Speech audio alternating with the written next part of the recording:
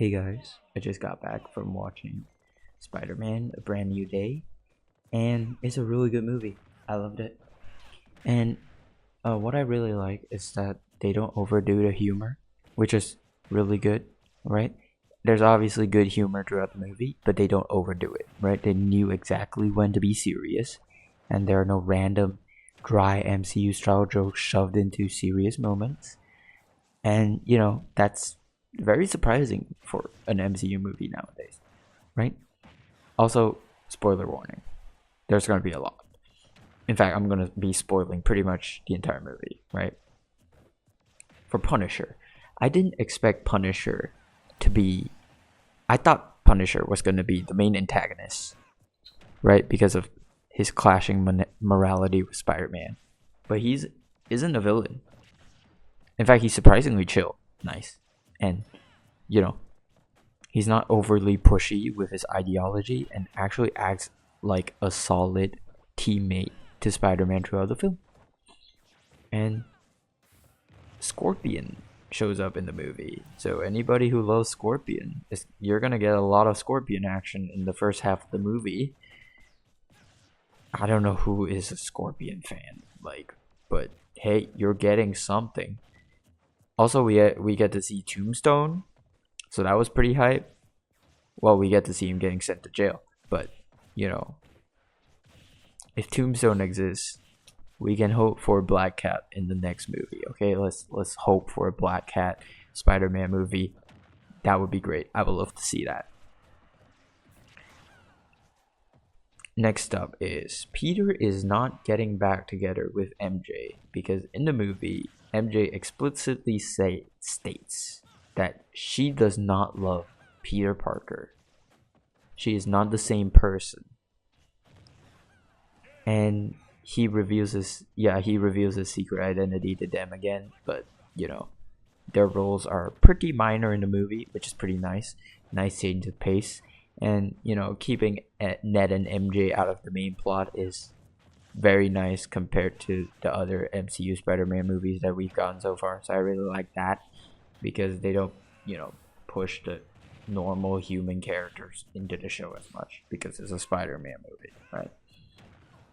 And surprisingly, the main antagonist is actually Jean Grey, right?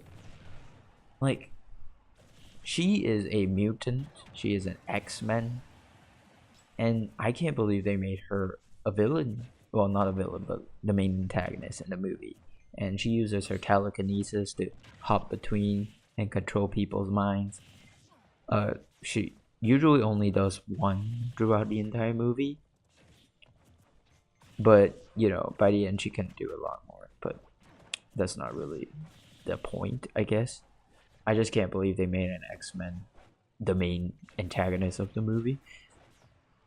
Also, I like how Peter doesn't just power through Jean Grey and beat her to death, because Jean Grey is, aside from having mutant powers, which are her telekinesis, she doesn't have superhuman durability, right? And Jean Grey tries to control Peter's mind throughout the movie, but she can't. And by the end of the movie, he willingly allows it as a part of his strategy to help Jean Grey cope with her grief. And inside his mind, Peter shares the wholesome advice and talks he had with his Aunt May, causing Jean Grey to have a massive change of heart. And he, also her evil. Well, the reason that he needs to help her is because she's mad and pissed off at the people that got her sister Sarah murdered, basically murdered her sister Sarah.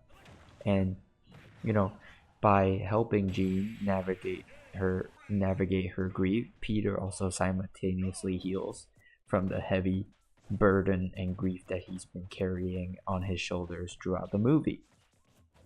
And the resolution is perfect, it's beautiful, it's so wholesome that even the Punisher cried. which, you know, obviously if the Punisher cries at something, you're definitely allowed to. And the film doesn't use like a cheap plot device like a true love's kiss to magically undo Doctor Strange's spell, you know? Like Peter Parker just doesn't go running around kissing MJ, kissing Ned, and then boom, they suddenly remember who he is, you know? That's really nice. And yeah, I like that how even after the No Way Home in Brand New Day, we get to see Aunt May as the sole purpose, sole reason for Peter to continue on being Spider-Man, being the hero that New York loves him for, being the hero that his aunt always expected him, knows that he could be, right? There's just one nitpick I have in the movie though. Like, where's Peter getting all this money from? Like, he's building high-tech suits, like goggles for a Spider-Man suit, webs, web shooters, inhibitor chips. Like, where are you getting the money from, right? Like, he isn't in college. He doesn't have a job, and it's just basically doing full-time Spider-Man. And he still has a crazy computer setup, and like, where is he getting the money from?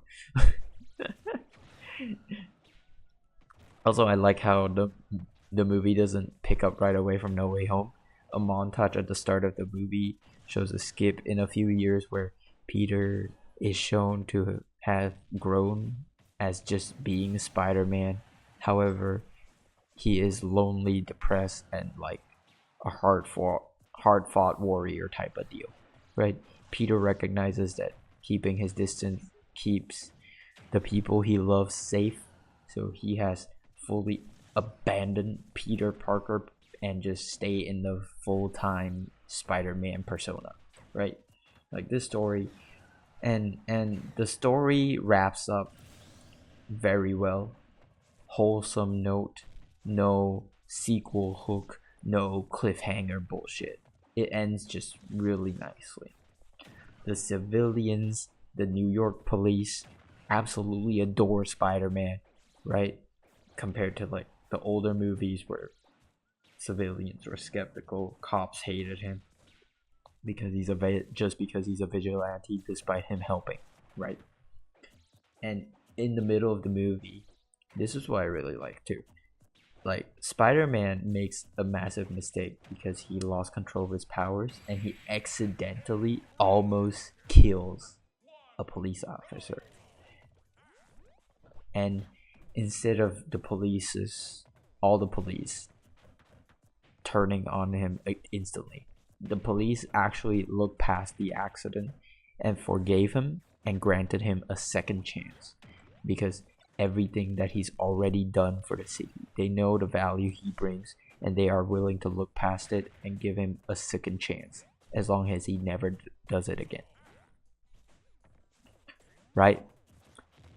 And yeah, Peter also takes a bullet in the movie, but it's not some bullshit, oh, a random bullet just hit him type of story like in Amazing Spider-Man 1, right? Peter actually takes a bullet to protect Jean Grey, and he almost dies for it, right? And which is also what made Jean Grey fully committed to, you know, her change of heart, right? And it really shows her change of heart because they don't just like say, oh, she changed, blah blah blah, that's it. No. While Peter got shot while he was in the hospital dying, Jean Grey was actually actively taking over his mind every single day to make sure he breathes so he doesn't die, right? And that just it shows that Jean Grey has changed. And Punisher at first was skeptical about Jean Grey changing, so obviously he didn't trust her. But when he saw her doing all that, telekinesis, helping Peter breathe and all that, he decided to believe in Spider-Man's methods of saving and helping people, which was a really wholesome way that the movie changed. I I just really liked it. And when Peter Parker was shot and was hospitalized, everybody was like crying. Everybody was praying to God that they wouldn't lose their Spider-Man, man. And it was so wholesome. And when he did leave the hospital, everybody, well, no one else found out about his identity except for Punisher and Jean Grey in this movie. And when he did leave the hospital, everybody was like cheering for Spider-Man. Everybody was so happy.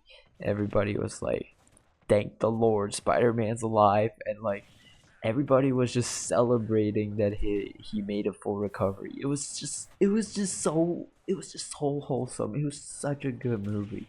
Like, you guys gotta watch it. It's so good, right? It's just so good. You guys gotta watch it. Okay, that's pretty much it for the video, though.